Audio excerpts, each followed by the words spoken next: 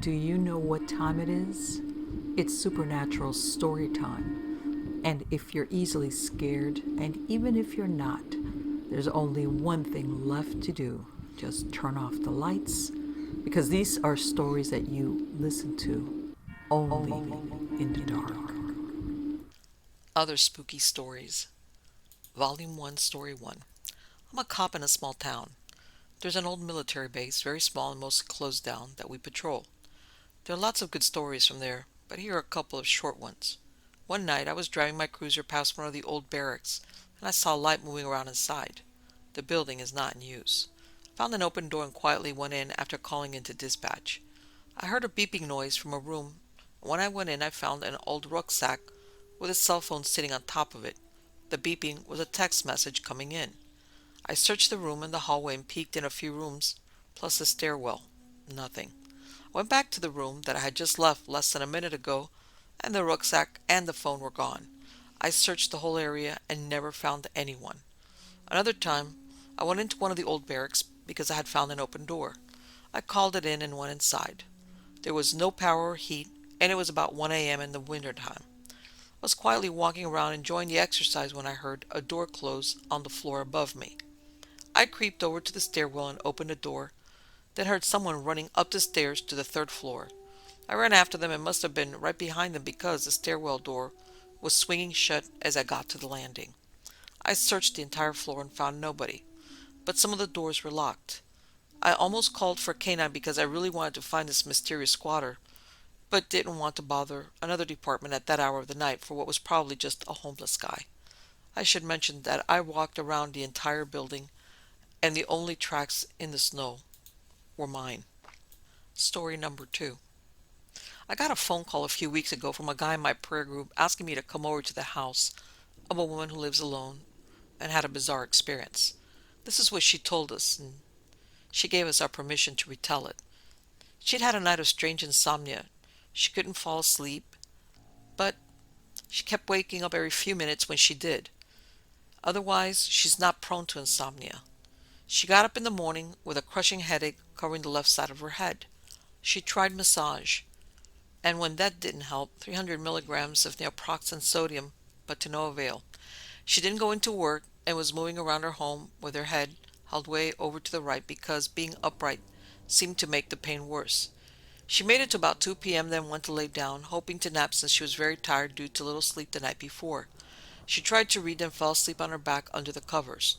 An hour later, she was awakened by someone raising the bed linens over her chest like they were trying to get a look at her under the covers.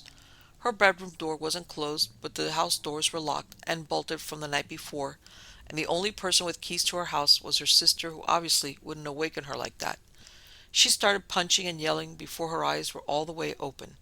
When she opened them, there was a grotesque figure leaning over her, leering and grinning at her and holding up the covers. The figure was dark and bent and malformed. She said it looked like a gargoyle. She could see it clearly in the afternoon light in her bedroom. She thought it looked like it was drooling. She yelled more and flailed at it, but her hands passed right through it, and it laughed as it slowly faded from sight. She was profoundly disturbed by this, and of course, she called her sister, then my friend, who called me, and we all went over. This woman goes to my church. I've met her a few times, although I didn't know that much about her. She doesn't strike me as mentally ill or given to drama or lying. I don't believe she was lying. It's interesting that there was a rosary and a little bottle of holy water sitting on her nightstand, which would have been just to right of where the figure was standing. We prayed with her and comforted her the best we could, then left her alone with her sister. The only other thing that happened was later that evening when a hairbrush fell off a shelf in the bathroom for no apparent reason. The bathroom was attached to the master bedroom, which is her room. Next story. This odd experience happened to me several times at work. It happened to other people, both with me and without me, over several years, so instead of being my mind playing tricks, it would have had to be a long-term mass hallucination, if unreal. The building was part of a large old complex and had several weird happenings like an elevator that would move between floor on its own, windows that would shut and latch by themselves, and rolling noises like a bowling ball rolling across the floor, coming from the floor above you when nobody was up there. But the weirdest and most repetitive was seeing the family. This floor had been set up with training rooms and telemarketer areas, but was empty and hadn't been used for several years. We used a couple of the training rooms for temporary storage, and it was when we were moving something into one of those rooms we'd see them. Getting off the elevator, due to how the hallways ran, you had to take an immediate right, followed by another left about 15 feet. When you made that left, you'd see the family. They were always walking quickly towards you, and you'd instinctively dodge them so you wouldn't collide. Then you'd turn to apologize, only they'd be gone without a trace. The family appeared to be a man and woman, both in their early 40s, and a boy who looked about 12 or 15 or so. They were white and looked typical middle class and contemporary.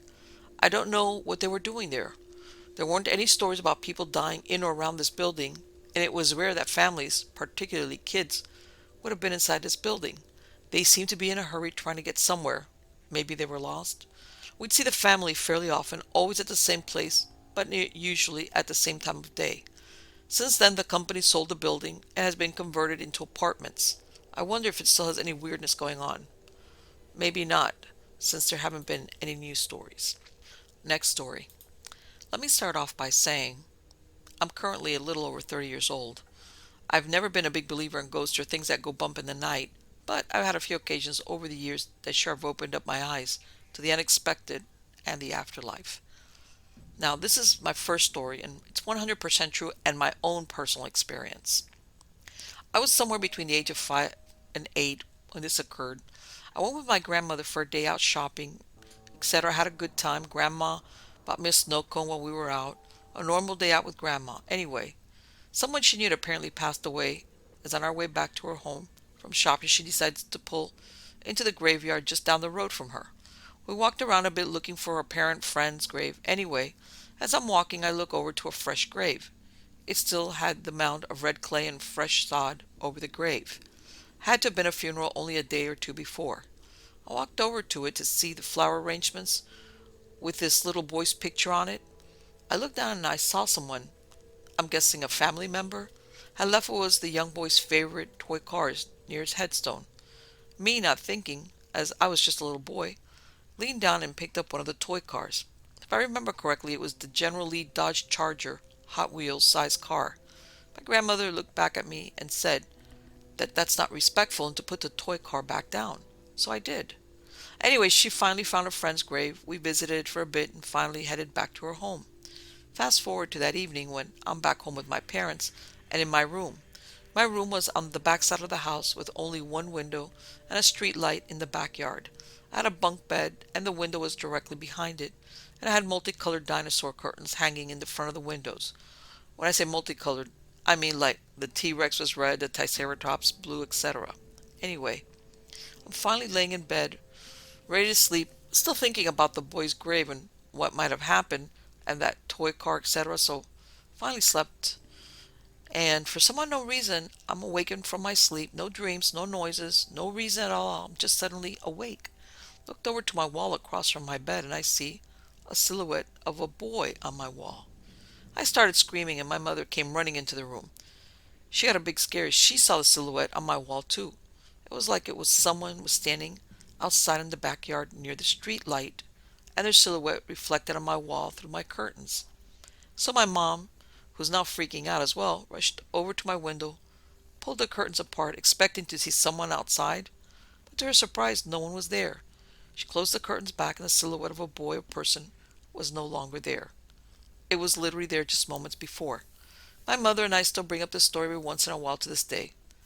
It still gives me a chill just thinking about it. Next story. I grew up in a very old, then 100-plus-year-old house. Today it's well over 200 years old, still standing and housing another family.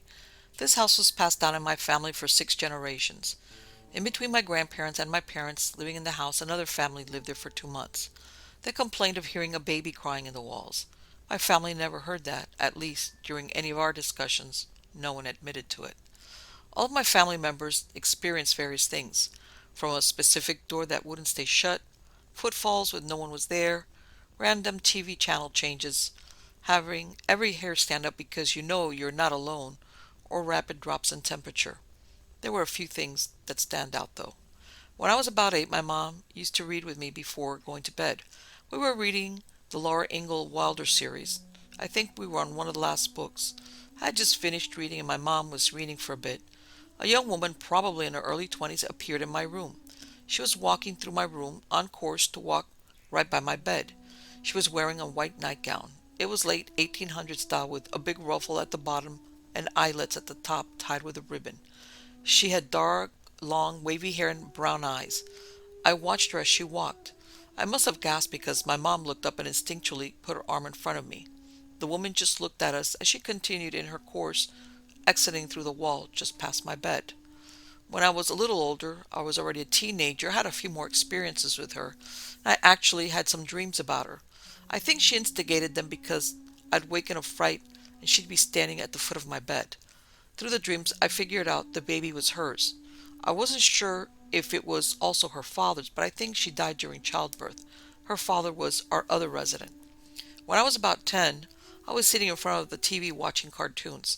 I'm pretty sure I was watching Scooby-Doo, but that part of the memory is fuzzy. From the living room, you could see into the kitchen. It was a long, fairly narrow room. My mom was in the kitchen putting dishes away. I heard her start slamming cupboard doors. I looked in the kitchen and most of the cupboards were open. I watched as she shut them. Then I turned back to the cartoon. My mom gasped, and I turned to look. All the cupboards were open again. Mom started slamming them again. She very seldom yelled, but she did. She kept saying, "In Jesus' name, you will leave us alone. This is my house. You are dead. I'm alive. In Jesus' name." She repeated it over and over. And she walked into the living room and grabbed me by the arm. She made me go outside with her for a while. We went a long way and didn't go back through the kitchen. I don't remember the cupboards ever doing that again or her ever talking about it after. It's like she didn't want to admit it, almost. When I was a teenager, I used to shower after my morning chores on the weekend. There was no use showering before milking or chores. That time of day, my mom was at work. 5 miles away, my dad was in the barn, and both my brothers were also in the barn. I used to take my radio into the bathroom and listen to music. Knowing no one was in the house, I'd crank it up pretty good. One day, while I'm showering, I heard stomping like someone was stomping up the hallway, then banging. Someone banged on the bathroom door repeatedly, to the point I thought my dad came in the house and I was in deep doo-doo. The door vibrated against the latch holding it shut. Old houses, wrought iron latches, not door handles. I reached out of the shower and turned the radio down, calling out, "What?" I heard nothing. That's when every hair stood up on the back of my neck. I hurried to get dried off and out of the bathroom. I looked all over the house and no one was in it. It was a big old farmhouse, 5 bedrooms, big circular first floor with a hall to the staircase and the front entrance. I looked in every room, the attic and cellar. Then I went out to the barn and my dad said he hadn't been in it. My dad also said he sent my brothers off on tractors when I left for the house. Next story. There's a hospital in Denver that's connected to the St. Jude Hospital there. I used to work as a part-time armed security guard at most of the hospitals in Denver.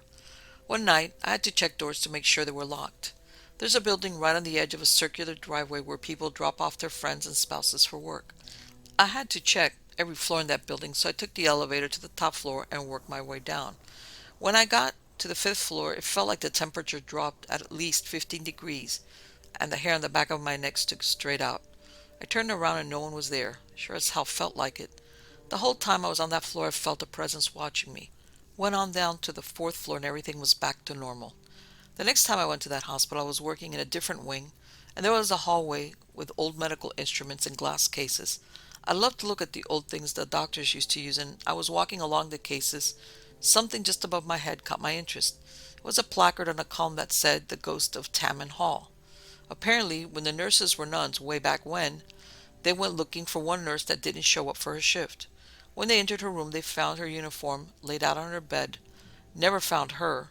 Some construction workers had been working on the elevator shaft, and the suspicion was that one of them had raped and killed her, then tossed her body down the shaft. I walked there quite a few times during my assignment in Denver, and I heard other security guards on the radio almost every night saying, "She's back," when they saw her looking out her bedroom window with a light on behind her. No one ever found that light on when they checked the room.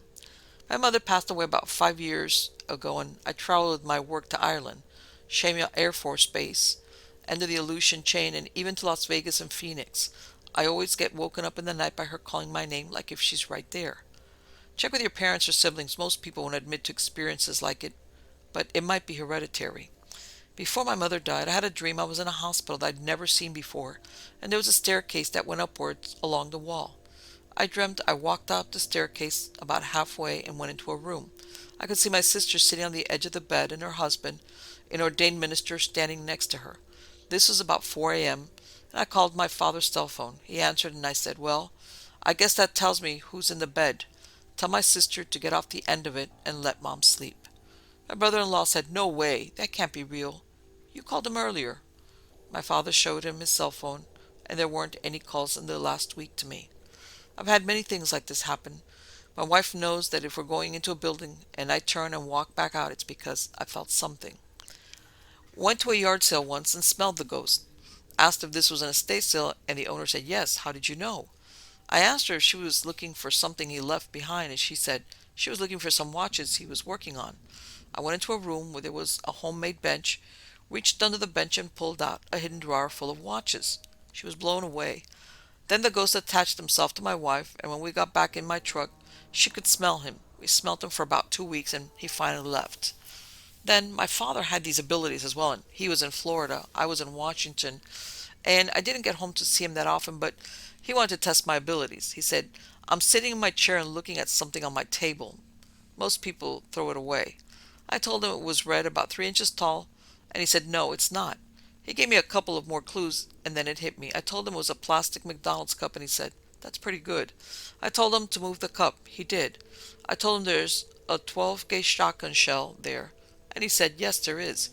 He asked what color it was. I told him red, high or low brass. I told him it was a field load, high brass. He asked me, "Fire or loaded?" I told him fired, and I could understand why he kept a fired 12-gauge shell on his table. Yes, those were good times. Next story. My 4-H club used to meet in what is generally considered the most haunted place in the county. The story is that one of the guys building it committed suicide in the basement when the job was done because he couldn't find more work to feed his family, and now his ghost just stays there. He's neither friendly nor mean, he's just sort of is. Back in the early 70s, my mother's church would hold services in that building, the recreation hall, and every Saturday evening my grandparents would go and set up. My grandpa would set up the pews while my grandmother cleaned the kitchen for potluck, then practiced the worship music on the piano. It was a pretty frequent thing for them to hear footsteps coming up the stairs, or some sort of construction sounds like a hammer or a saw downstairs. Fast forward 40 years to a meeting last November. My mom and I were in the main hall upstairs, the only people in the building as far as we knew. Everyone else was outside playing tag in the driveway while we were finishing sweeping before we left. As we were hanging up the brooms in the pantry, we heard steps coming up from the basement. As they got close to the top, we looked up the hall to see what it was, since we hadn't heard anyone come in, and there are no doors in the basement. As we were looking, the sounds hit the top of the stairs, came up the hall towards us, but nobody was there. I was creeped out. But my mom just said, "Oh, there's Mr. Ghost," and went back into the pantry. I watched the hallway a while longer, and the footsteps walked into a room with no open door and stopped. I went to check it out, but there was nothing different in that room, which is used for storage by the Red Cross. It was a good thing that room was right across a little boy's room, because I just about wet myself. Next story. This happened back in 2001 or 2002, somewhere in there. Anyhow, I had a really odd experience when I was about 14 or 15 that I can't rationalize. It was around Halloween, maybe, but not October 31st yet, and we were on a 24-hour horror movie watching binge. Anyway, it's around 2 a.m. or so, and there's 4 of us in the living room watching The Blair Witch 2. I'm sitting directly across from the TV with my back to a wall with 2 couches on either side of me at a 90-degree perpendicular angle from me. If I looked left, I was looking at one of the couches and through a large open concept doorway, probably 12 feet across, and into the dining room. And on the other end of the dining room was a standard doorway leading into a utility room, which led to the bathroom. If that's hard to imagine, don't worry about it. The important thing is that the entire house was pitch black except the bathroom light was on, but the door was only slightly cracked, just enough light for us to get there without tripping over anything, but not enough to ruin the ambience of the scary movie setting. So we've been watching Blair Witch 2 for an hour or better. Not a great movie, but it was still fairly new at the time, and we hadn't seen it. Anyhow, suddenly out of the corner of my eye, I thought I saw movement in the dining room, so I turned to look. The lady who owned the house had several cats, so movement wasn't out of the ordinary. This just seemed a little larger. I turned and looked just in time to see the full silhouette of an adult man pass from left to right in front of the illuminated door frame of the bathroom and out the wall, where there was a window and air conditioner. The silhouette was completely black, but very well defined. I could make out that it was possibly 6 feet 2 inches or so and had thick shoulders and chest. I didn't think much of it at first. It was late, we'd been watching horror movies for at least 10 hours at that point, and I legitimately believed it was just my mind playing tricks. No alcohol or drugs involved. I turned around to keep watching the movie, and out of the corner of my eye on the other side, I saw the face of the lady who owned a house. She was in her mid-40s, a real big sister to the rest of us. Her mouth was dropped to the floor, and she was white as a sheet. I turned and looked at her square in the eye, and she looked back at me without changing her expression. She didn't have to say anything. I asked her, "Did you just see that too?" And she immediately started shaking her head yes, stating that she absolutely just saw that. I asked her what she saw, and she immediately said, "It was a man walking through the dining room and out the wall." She had seen the exact same thing I had. At this point, the other two in the room were on high alert asking what we saw because their backs had been to the dining room opening. We didn't tell them at the time, but the lady who owned the house said we needed to get the heck out of there, so at 2 a.m. we left. I wish I could say the weird stuff ended there, but alas, it did not. It just wasn't paranormal anymore. We decided to go to Waffle House to get some food since it was about the only thing still open. We told the other two guys about what we saw, and they freaked out as well.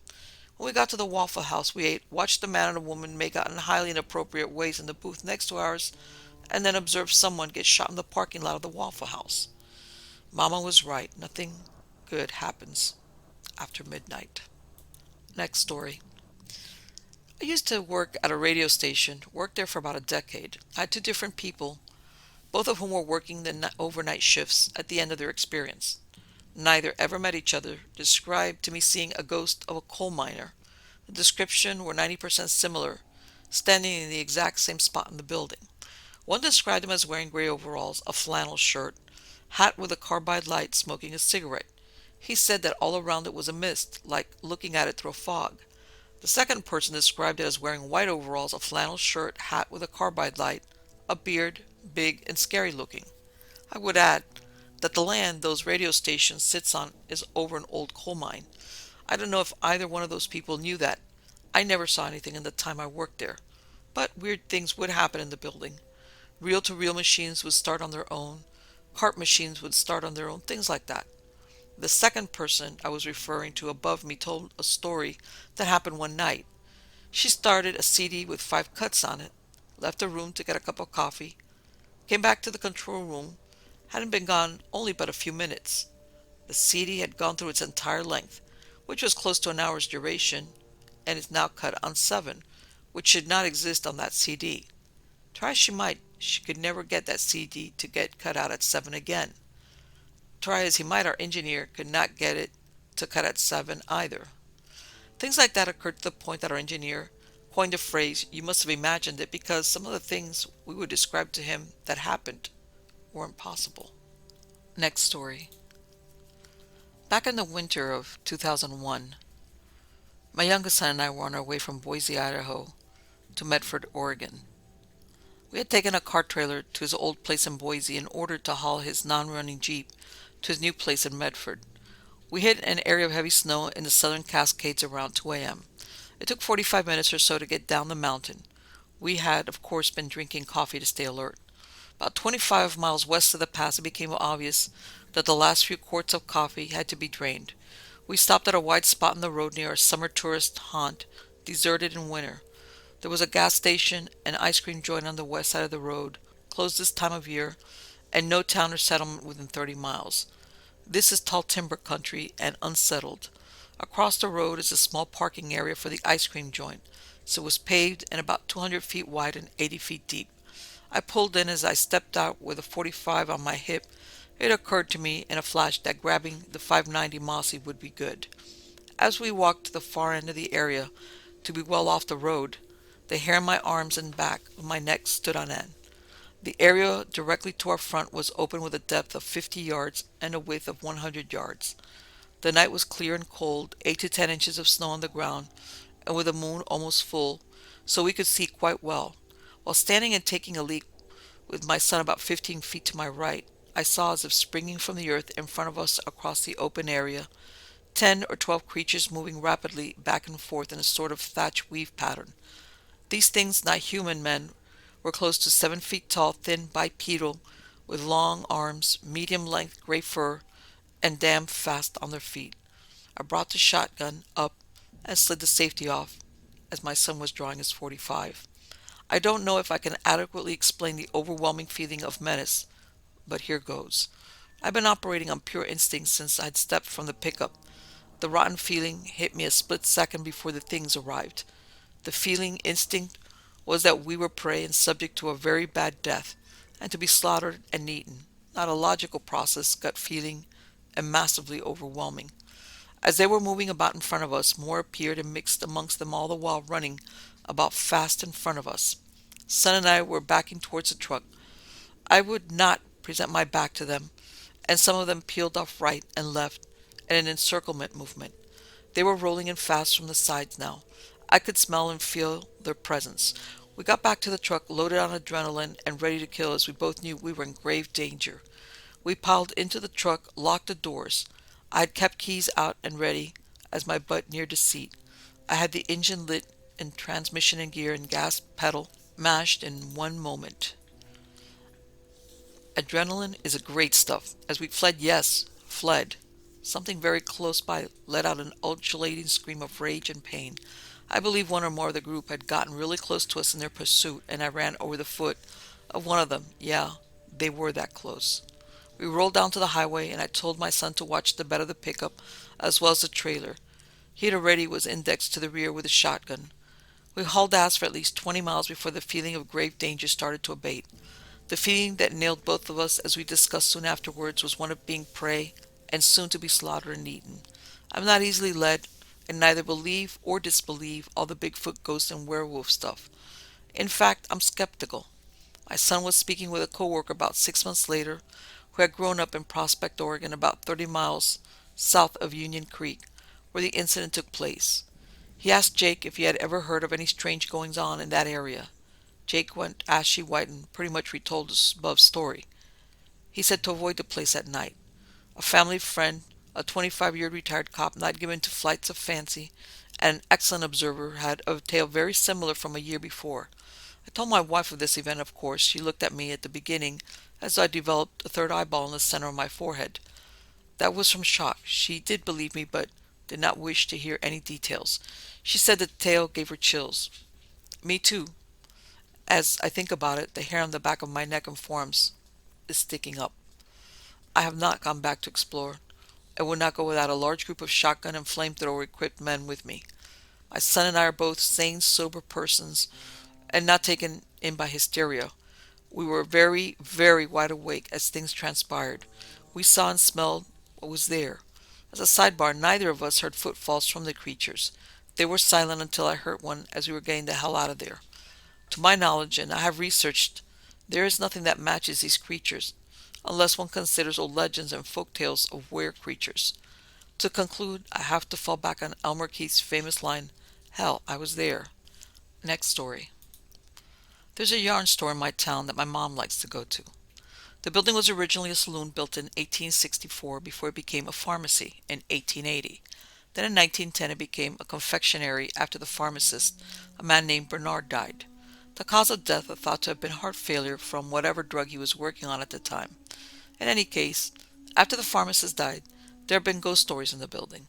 The earliest I've ever heard from came from the 1940s, when an employee of the confectionery claimed he interacted with an old man who walked in the front door into the back office and disappeared. Since then, there have been more stories, including from my dad, who worked there in the 70s and 80s. His is not an interaction so much as an inexplicable event. He was the last one out that night and left a rag on the bar to dry overnight. The next morning, he was the first one back in, and the rag was hanging on the racks where it belonged. The rack was 10 feet away and above the bar. Nobody else admitted to having moved it that night. Fast forward to 2008, when the current owner bought it. The person they bought it from claimed that the ghost did not like them, hence the sale. The new owner discounted the story until a few weeks later, when they set up a yarn display in the front window only to discover the next morning that all the yarn had been rearranged. After the incident, they installed a security camera, but it would never stay recording. They tried multiple brands and companies, all with the same result. The camera would power down minutes after the door was locked. The building never lost power, which they tested for. The camera simply powered off as if someone were pushing the off button. The owners, who we'll call J and T, were getting somewhat upset over the incident, so I decided to stay the night for a week. T's a sheriff's deputy, so he got the keys to the neighboring buildings and called it an increased patrol. What he found was that every time he left the building during the night, the camera turned off. He would turn it back on when he came back, and it would turn off again when he left. Understandably spooked, he tried walking out the door and watching through the windows. The camera normally has a light that flashes red every 2 seconds when it's on, and it will flash green 3 times when it's turned off by the power button. Every time he looked through the window, it flashed green, and there was nobody inside. They kept quiet about the experiment for quite a while. In the meantime, they found that every time they redecorated, the next morning something was moved. Usually it was 2 balls of yarn being switched, though they once had over 2 dozen balls of yarn swapped places. Apparently the ghost of Bernard, the pharmacist, is an interior decorator. Once they accepted the apparently friendly Bernard, they calmed down. Now every morning at opening time they walk in and say good morning to Bernie. Then last month things got exciting in town, where there's a mentally unstable man who roams around. I'll call him U. When he takes his med, he's fine, but the last time he didn't take his meds, he beat a 20-year-old mother on Main Street and dumped her 19-month-old baby into the street, then ran off. He was arrested and given a caretaker to assure that he would take his meds, but he still is allowed to walk the town. So last month, U came into the store to return a ball of yarn a customer had dropped on the sidewalk outside while Jay was alone with an elderly woman. As soon as he came in the door, a ball of yarn flew off the shelf and hit him in the face. He disregarded it and returned the yarn. Then while he was leaving, he was walking across the room to the door, another ball of yarn flew from a different shelf and hit him in the stomach. Then the door opened by itself. This is a very heavy wooden door with one of those piston things to keep it from slamming. It would take ridiculous amounts of wind for it to blow open, even if it weren't latched.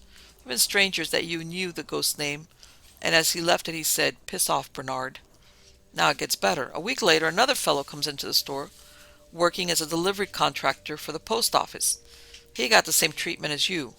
When J&T pulled the security footage, remember the cameras work only during the day, T was able to identify the delivery guy as a registered pedophile. There's a rumor going round the town's disreputable circles. I do some stuff with the sheriff's office, so I hear these things, that someone tried to break into the store around the same time. But when they tried to pick the lock, they were pushed away by an invisible force. Now fast forward to today when I went in with my mom. I hadn't heard any of the stories from the current owners, except the burglary rumors. So when my mom walks in and says, "Hello, Jay, Hetzy, a frequent customer, and Bernie," I was confused, seeing only the 2 older women and no men. I figured Bernie was maybe in the back and I'd missed him or something. So my mom was looking through the knitting needles display looking for a certain type for a new project, while I was taking inventory. I finished while we were still there and started putting the yarn back up on the shelf. She got to a point and decided to swap the green balls of llama yarn with the blue tubes, I think the word is skeins, of Angora rabbit yarn. So she's stacking them and she comments that she was changing the setup, and Hetzy suggested that Bernie would let them know what he thought of it. So now I'm thinking that Bernie must be a friend or relation or something. I still hadn't connected Bernard the pharmacist to this Bernie. So Jay stacked the blue yarn in a pyramid of 6 tubes in a way that if the stack fell it would roll along the shelf instead of to the floor.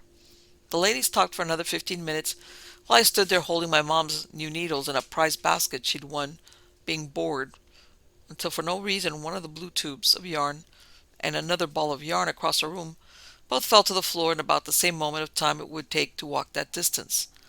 The room got quiet for a moment, then Jay says, "Good idea, Bernie," and starts to swap the 2 yarns.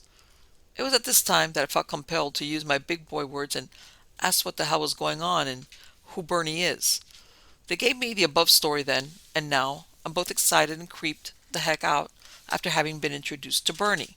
I'm tempted to go there more frequently just to see what happens next.